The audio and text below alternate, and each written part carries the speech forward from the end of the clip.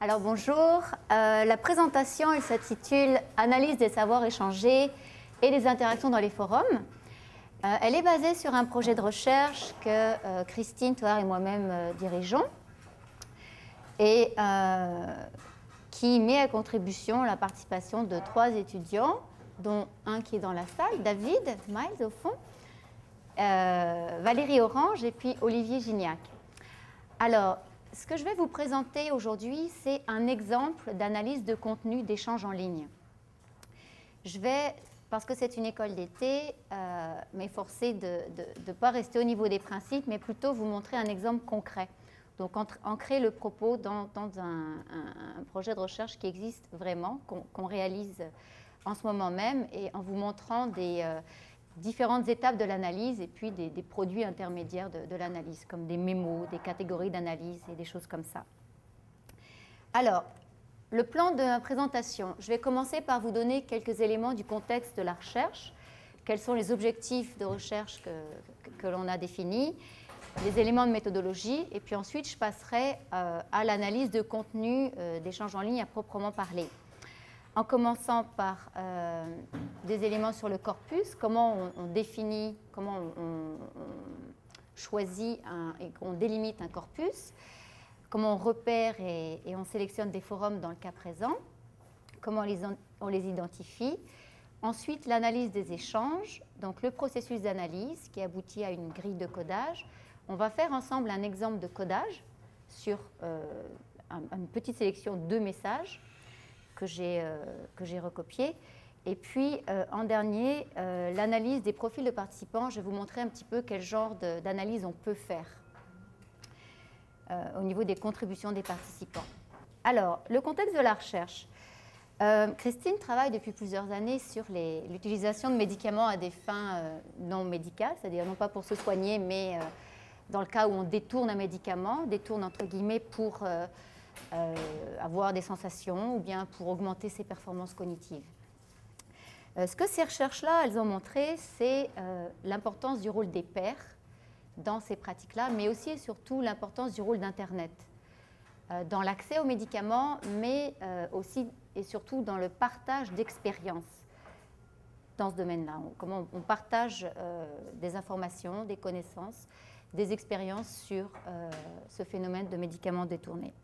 Donc c'est un peu ce qui a insufflé l'idée de ce projet de recherche, dont vous avez le titre à l'écran, qui porte sur la construction des savoirs et des usages reliés aux médicaments chez les jeunes adultes, dans le cadre duquel on s'intéresse en particulier au rôle des technologies d'information et de communication, et plus précisément au rôle des forums. On a étudié des forums de discussion qu'on appréhende comme des espaces d'échange, de partage et de construction des savoirs. Il y a une progression des pratiques de détournement et d'abus de médicaments chez les adolescents, chez les jeunes adultes, en Amérique du Nord. Les dernières données produites par l'Organe international de contrôle des stupéfiants, elles indiquent que les pratiques sont en progression et qu'elles vont même dépasser d'ici peu la consommation de drogues illicites traditionnelles, comme la cocaïne et l'héroïne, en Amérique du Nord en particulier. Donc il y a une augmentation des pratiques.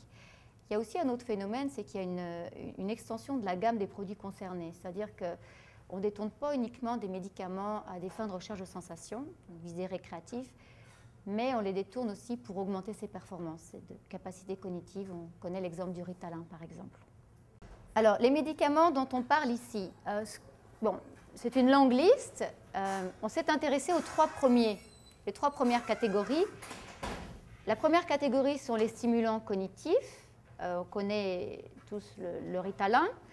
La deuxième catégorie, ce sont les antidouleurs, type Tylenol, qu'on va prendre dans le contexte des forums qu'on a étudiés pour rechercher des sensations, des buzz. Et puis la troisième catégorie sont les médicaments contre la toux, le rhume, qui sont aussi détournés dans le contexte des forums qu'on a étudiés à des fins de recherche de sensations, donc à des fins récréatives. Donc ce sont les 3 catégories de médicaments auxquels on s'est intéressé. Les objectifs de la recherche sont les objectifs du projet de recherche. Donc on en a 6. Je vais m'intéresser ici aujourd'hui dans le cadre de la présentation aux 3 premiers. Donc ce qu'on cherche à cerner, premièrement, ce sont les thèmes des échanges. On cherche de façon très exploratoire à décrire ce qui se passe sur les forums en ligne, les forums dans lesquels on parle de détournement de médicaments. On cherche à identifier les modes de contribution, c'est-à-dire non pas seulement ce qui se dit, mais comment on le dit. Est-ce qu'on va partager des informations de type scientifique sur les médicaments? Est-ce qu'on va raconter son expérience? Est-ce qu'on va demander des conseils? Ce genre de choses-là. Et puis, on cherche aussi à identifier les rôles des participants, voir s'il y a dans ces espaces d'interaction-là des rôles qui émergent, par exemple un rôle de conseiller, par exemple un rôle d'agitateur. Enfin bon, je vais y revenir. La méthodologie. Alors, on procède donc, on fait une analyse de contenu. On s'est centré sur des fils de discussion. Alors, qu'on a choisi au sein de 3 forums. Tout le monde sait ce que c'est qu'un forum en ligne. Les fils de discussion, je ne sais pas si c'est clair pour tout le monde, donc ce sont des conversations. Ce sont au sein d'un forum, on peut trouver des quantités, des dizaines, voire des centaines de fils de discussion qui sont des messages qui traitent d'une conversation en particulier et qu'on peut extraire à partir de la conversation, indépendamment du moment où les messages sont postés. Donc, par exemple, nous, on s'est intéressé à un forum qui rassemble des membres d'une communauté de développeurs de jeux. Et à l'intérieur de ce forum-là, il y a différents sujets qui sont abordés. Et en particulier, il y a des fils de discussion, donc des sujets qui traitent de détournement de médicaments. Donc, voilà, ce sont des sous-thèmes, si vous voulez, dans les différents forums. Donc, on a fait cette analyse de contenu. Je vais vous expliquer un petit peu comment on a procédé pour la sélection des fils. On a utilisé un logiciel d'aide à l'analyse qualitative qui s'appelle NVivo, qui est un logiciel assez connu. Et puis donc, on a cherché à analyser les profils d'usagers. Le deuxième volet de notre méthodologie, il porte sur des entrevues qu'on réalise, qu'on est en train de réaliser par courriel auprès de certains participants qu'on a sélectionnés. Ça, c'est en cours. L'analyse de contenu, elle est bien avancée, mais elle n'est pas terminée. Alors, le corpus. Comment est-ce qu'on a repéré, comment est-ce qu'on a sélectionné les forums de discussion qu'on a étudiés? Mais il faut savoir que ces forums-là sont publics. C'est-à-dire que vous pouvez faire comme nous on a fait, c'est-à-dire chercher dans Google à partir du nom des médicaments en ajoutant le mot forum et puis on les trouve. Ils sont publics, mais évidemment pour y participer, il faut s'y inscrire. Mais c'est du contenu qui est accessible. On a sélectionné 3 forums et à l'intérieur de ces forums-là, on a sélectionné une série de fils de discussion qui portent sur les médicaments. On a cherché à prendre ceux qui avaient un trafic significatif, donc où il y avait vraiment une activité, et puis qui étaient en cours, donc sur lesquels il y avait des activités récentes.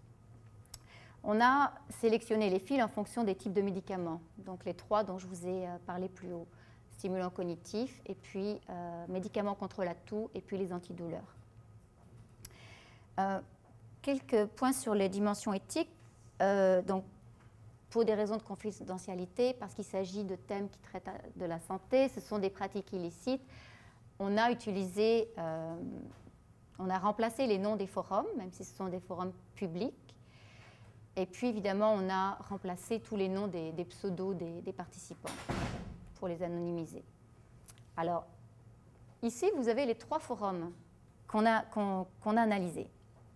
Donc, les noms, encore une fois, sont fictifs. Le premier, Developers Forum, c'est nous qui avons donné ce nom-là comme Smart Drugs Forum et puis Drug Discussion Forum. Alors, il s'agit de 3 forums assez différents. Dans le cas du premier, c'est un forum qui rassemble les membres d'une communauté de développeurs de jeux. Donc, c'est un profil particulier. Ce sont 3 forums anglophones. Le forum sur la communauté de développeurs de jeux rassemble 12 000 membres à peu près.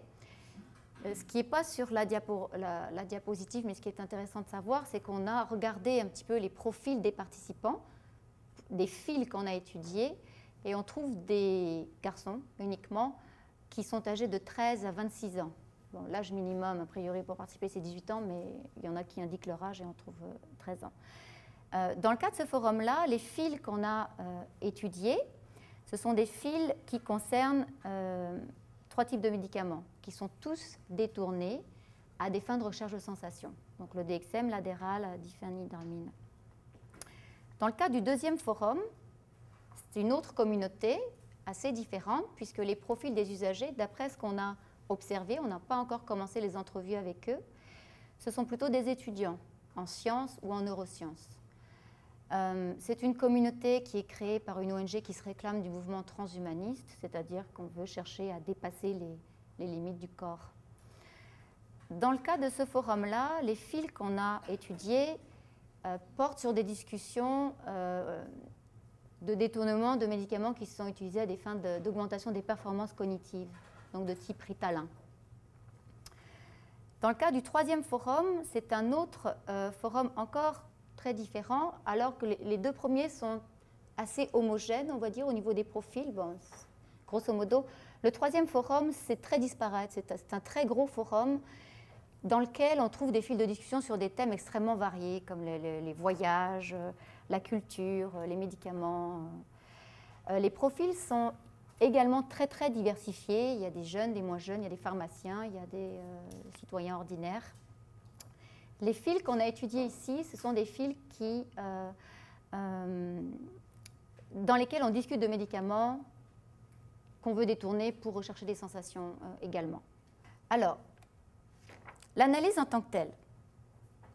Donc, je vais vous montrer un exemple de ça. Avant ça, je vais vous parler un petit peu du processus d'analyse, pour vous montrer un petit peu en arrière-cuisine comment on procède. La première chose qu'on fait quand on veut analyser des contenus en ligne, n'importe quel type d'analyse, première étape, on élabore une grille de codage.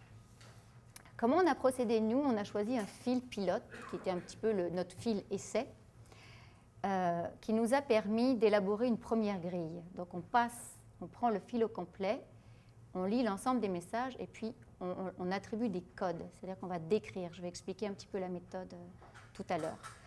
Ça se fait en alternance avec la consultation de la littérature, parce que bien évidemment, il y a des travaux qui ont été faits sur l'analyse des forums déjà. Donc il y a déjà des gens qui sont arrivés à certaines typologies, certaines catégorisations. L'avantage de travailler au sein d'une équipe, c'est qu'on peut coder séparément et puis ensuite mettre en commun les codages qu'on fait, ce qui permet d'améliorer la grille, de confronter un petit peu les codages de chacun. La grille, elle évolue au fur et à mesure. Au terme de ce premier fil de discussion, on avait une grille. En la passant sur les autres fils de discussion, on a considérablement modifié la grille. On a ajouté des choses, on a regroupé des codes, etc., etc. On a une grille de codage qui est assez consolidée pour plusieurs thèmes. Et pour ce faire, on a utilisé le logiciel NVivo. Alors, à quoi ça ressemble? D'abord, avant ça, je vais dire 2 mots sur la stratégie d'analyse qu'on a utilisée. C'est une stratégie d'analyse qui est inspirée de la théorisation ancrée, telle qu'adaptée par Paillet dans un texte de 1994. Je n'ai pas la référence ici, mais je pourrais l'ajouter. Comment on procède? Paillet, basé sur cette théorisation ancrée, il nous explique que, en gros, il y a 6 étapes quand on veut analyser un contenu. Première étape, codification. Ensuite, on va avoir une étape de catégorisation, mise en relation, intégration, modélisation, théorisation. Comment ça marche? Vous avez ici une sorte de résumé de ces différentes étapes-là. Je vais me concentrer sur le passage de la codification à la catégorisation parce que c'est souvent ce que les étudiants ont du mal à saisir.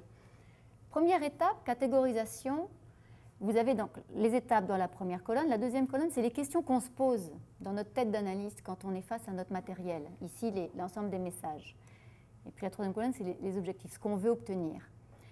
Quand on code un matériel, première question qu'on se pose, c'est de quoi est-il question?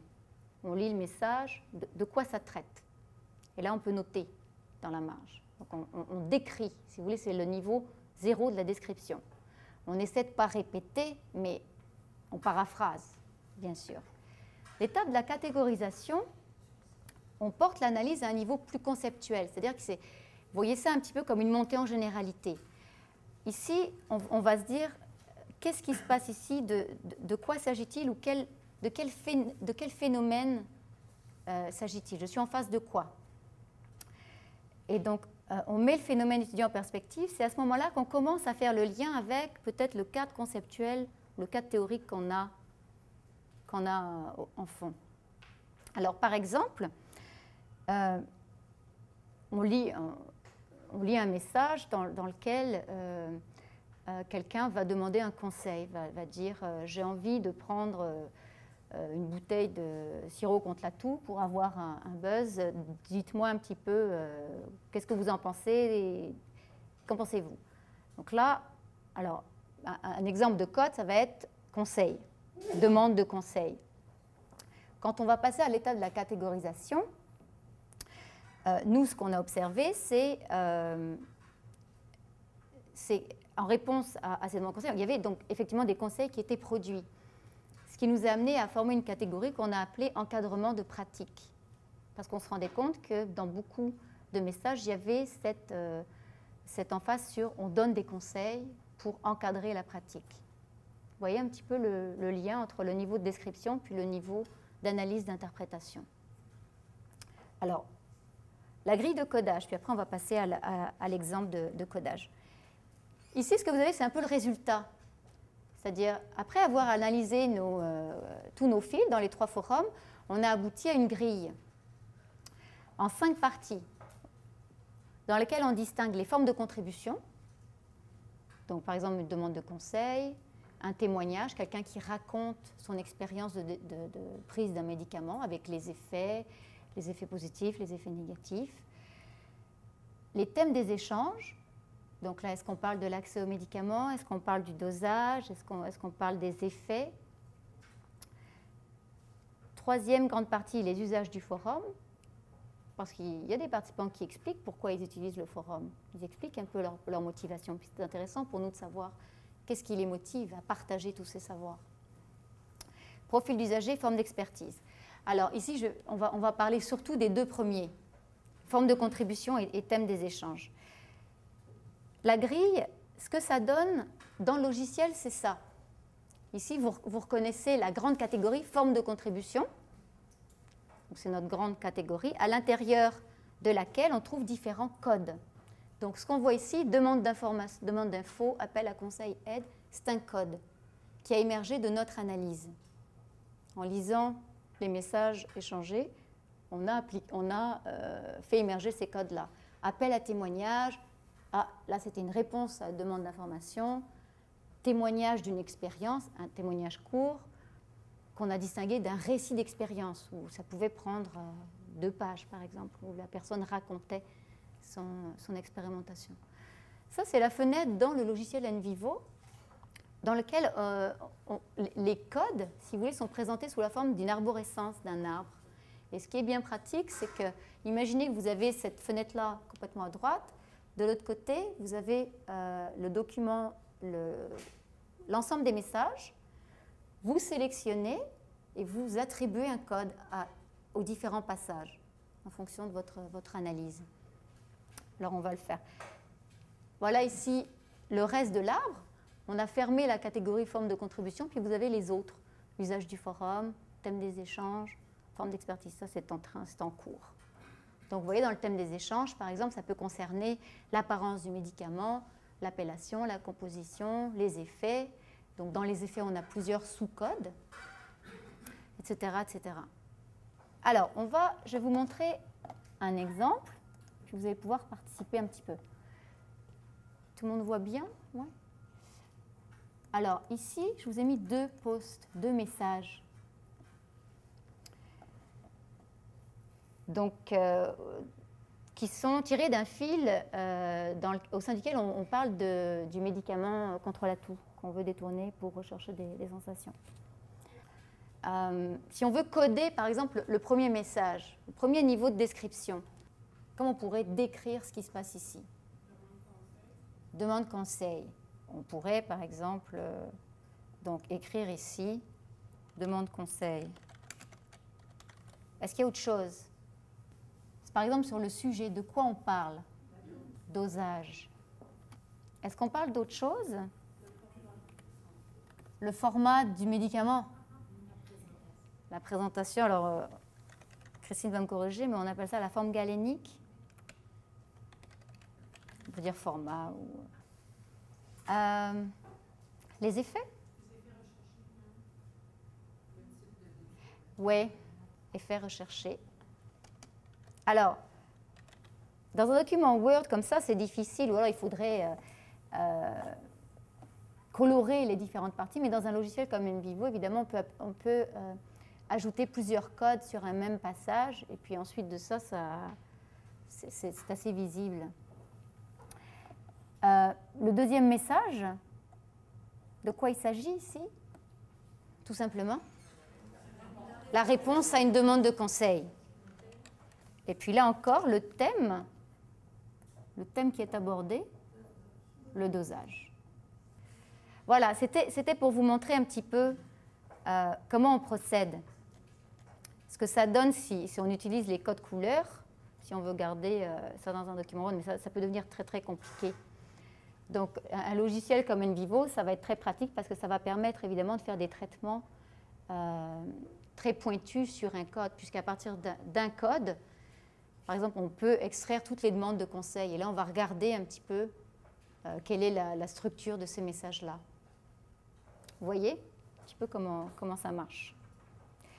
Alors, l'analyse des profils des participants. Dans la mesure où nous, on est en train d'en faire des entrevues avec les participants, on a cherché d'abord à identifier, à repérer une certaine catégorie de participants, en l'occurrence les gros contributeurs, parce que c'est avec eux qu'on voulait faire des entrevues. Donc, ce qu'on a fait, c'est un petit traitement statistique très simple. Là encore, c'est assez simple. Le but, c'est de vous montrer ce qu'on peut faire et comment on le fait pour déterminer qui sont les gros contributeurs. Donc, on a pris l'ensemble des messages postés toujours dans chacun des fils. On a calculé le nombre de participants et ça, il y a certains forums qui vous donnent des outils pour faire ça. Donc, souvent, c'est quelque chose qui est déjà là, que vous n'avez pas à faire à la main. On repère chaque pseudo des participants, puis on comptabilise le nombre d'apparitions du même pseudo. Alors, on arrive à des petits tableaux intermédiaires comme ça. Donc, chaque message, on met le pseudo, la date de publication, et puis à la fin, on fait une petite moyenne. Et puis, on trouve que pour ce pseudo, ce qui est intéressant, par exemple, ici, c'est que le premier participant, il a contribué pour 10% des messages totaux sur le fil. Alors que vous voyez, celui-ci a contribué seulement pour 1,7%. Donc, ça permet comme ça de distinguer et de sélectionner qui sont les personnes qui seraient intéressantes pour nous à interviewer. L'exemple dans le cadre du forum de développeurs sur le fil DXM, donc le fil qui concerne le médicament contre la toux, on avait 1160 messages, 114 participants.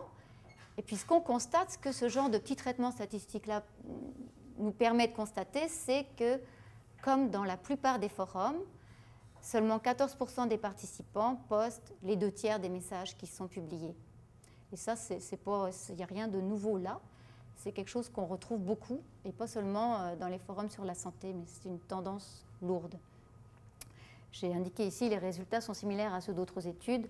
Dans le cas d'Acrich et Meadel, on a trouvé qu'il y avait 10% des usagers qui postaient 50 à 70% des messages. Donc, l'analyse des contributions en tant que telles, ce qu'on est en train de faire en ce moment, encore une fois, c'est pour vous donner des exemples de types d'analyse qu'on peut mener. Ce qui nous intéresse, ce qu'on veut savoir, c'est qui parle à qui dans chacun des fils. Est-ce qu'il y a des interlocuteurs privilégiés? Et ça va nous permettre de cerner des profils par mode d'interaction. On va, par exemple, ça nous permet d'identifier quels sont les leaders, ceux qui vont parler à tout le monde ou à qui tout le monde va parler. Quels sont les pairs, ceux qui parlent plutôt l'un avec l'autre. On est en train d'explorer l'idée de faire une analyse de réseau. Ça va nous mener ailleurs, mais on va voir.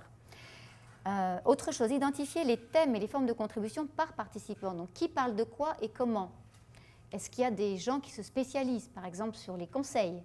Est-ce qu'il y a des gens qui se spécialisent dans la connaissance du médicament, sur le dosage, par exemple, des choses comme ça? On veut essayer de voir quels sont les rôles que les gens acquiert également dans le temps. On va essayer de voir sur une analyse un peu longitudinale comment ça peut évoluer, tout ça.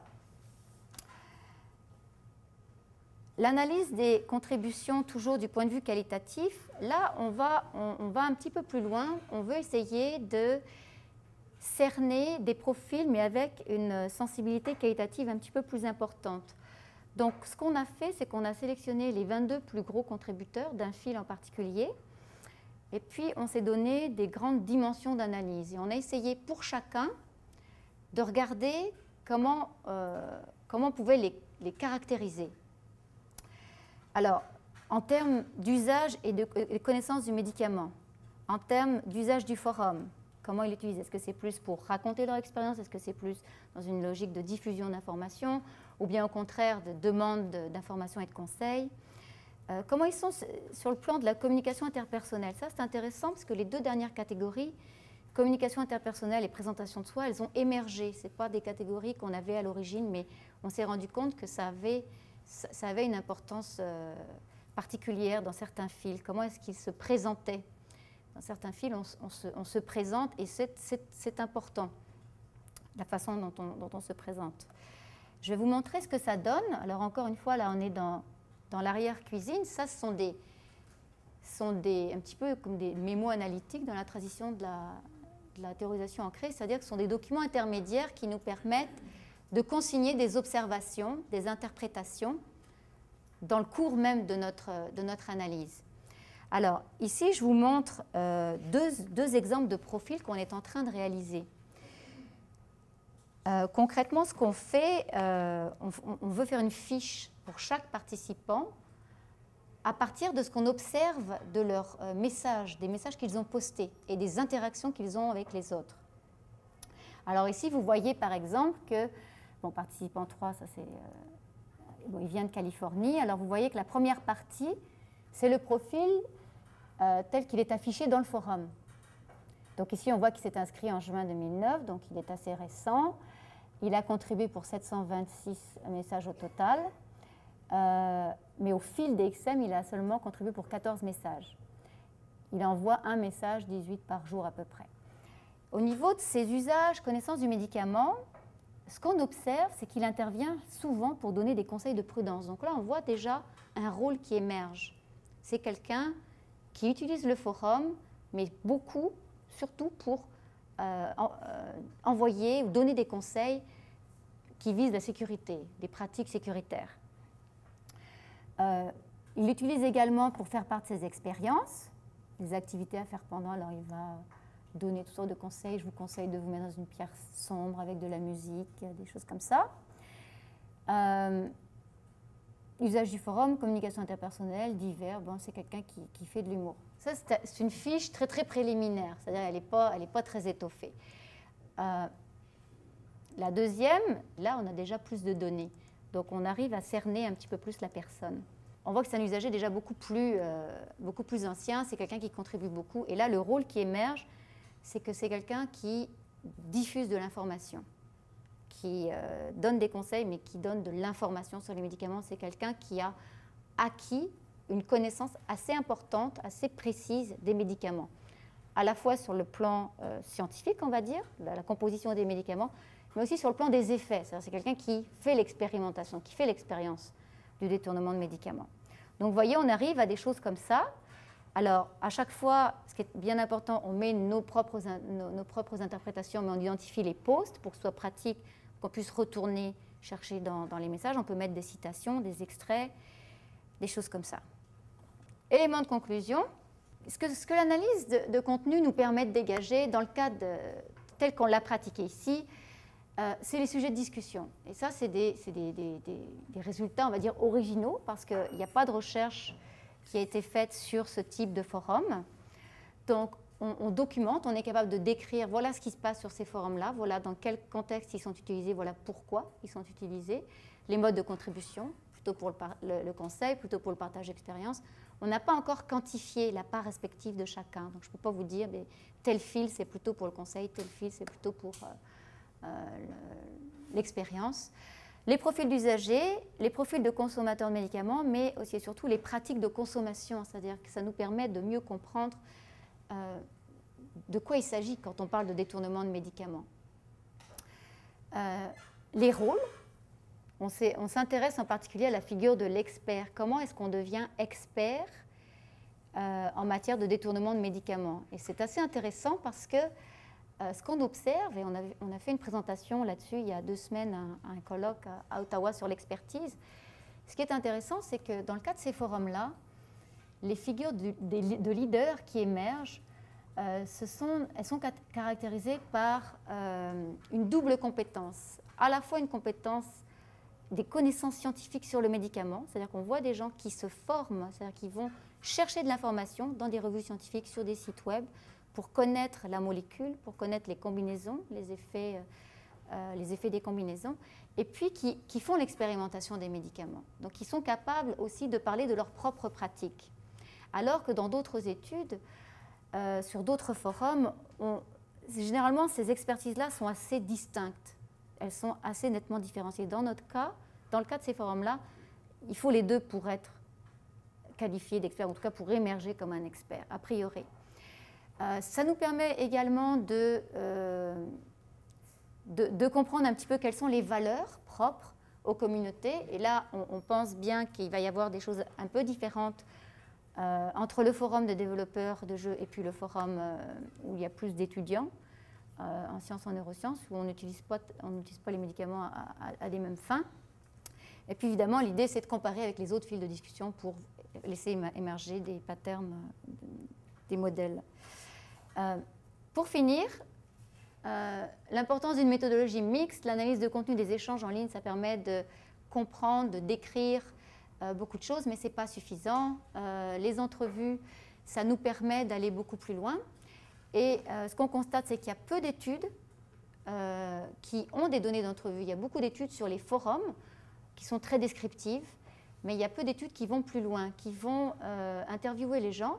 Et pour cause, ce n'est pas facile d'avoir accès, de recruter les participants. On peut se faire bannir du forum si on demande d'autorisation. Il y a des gens qui ne veulent pas. On fait des entrevues par courriel. Il y a des gens qui s'épuisent, qui ne veulent plus répondre aux questions parce qu'ils ont autre chose à faire. En tout cas, il y a toutes sortes de contraintes. Mais les entrevues, c'est extrêmement riche parce que ça permet de resituer les comportements qu'on observe en ligne dans leur contexte. Donc, ça nous permet de comprendre ce qu'ils font avec l'information qu'ils acquièrent en ligne, leur motivation, les valeurs qu'ils partagent, le contexte en général. Évidemment, pour conclure, une grosse limite, et puis ça, c'est les grands absents de beaucoup d'études sur les forums, c'est qu'on ne sait rien sur ceux qu'on appelle les lurkers, c'est-à-dire ceux qui sont membres du forum, mais qui n'y participent pas, qui n'écrivent pas sur le forum, et qui sont très difficiles à rejoindre. Et on se doute, ce n'est pas forcément ceux-là qui vont répondre à nos demandes de participation aux entrevues. Voilà.